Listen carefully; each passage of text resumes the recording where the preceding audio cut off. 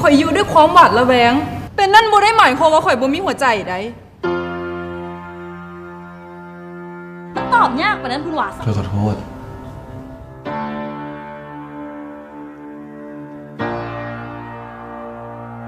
ความรักเป็นสิ่งที่หล่อเลี้ยงหัวใจ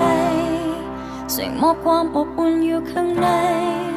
ให้คนที่หมดหวังได้ละไหมให้มีกำลังใจแต่หากก็สามารถทำให้ได้เหตุให้ใจเหน็บหนาวอยู่ข้างในให้คนที่มีหวังได้หมดใจ I don't wanna hold you anymore. It's not the way it was before. Give me strength to close this door once and for all. ถ้าหักกันแล้วปวดใจแบบนี้มันเกินกว่าภัยจะทนได้ต่อไปบ่ต้องหักกันถ้าต้องกลายมาเป็นแบบนี้หัวใจที่มอบให้เจ้าไปวันนั้นขอย้อนเวลาเอากลับมา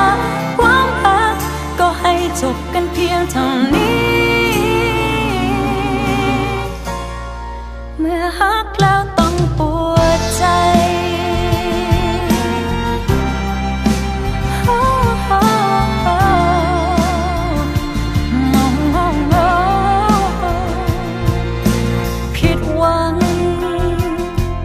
อีกครั้ง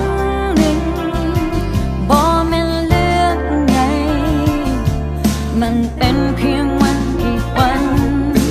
ความเจ็บปวดมันฝังใจมันสิ้นเคย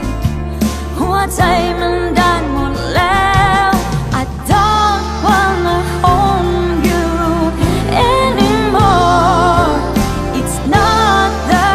way it was before. Give me strength to close this door once and for all. ถ้าหักกันแล้วปวดใจแบบนี้มันเกินกว่าภัยจะทนได้ต่อไปบ่ต้องหักกันถ้าต้องกลายมาเป็นแบบนี้หัวใจที่มอบให้เจ้าไปวันนั้นขอย้อนเวลาเอากลับมา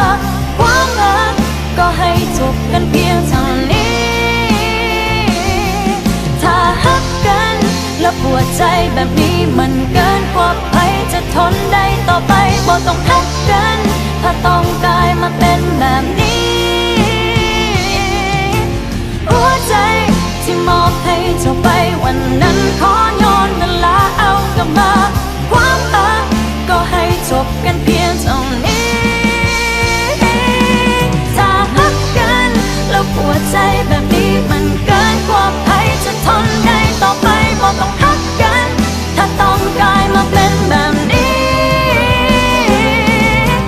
หัวใจที่มอบให้เจ้าไปวันนั้นขอย้อนเวลาเอากลับมาความรักก็ให้จบกันเพียงเท่านี้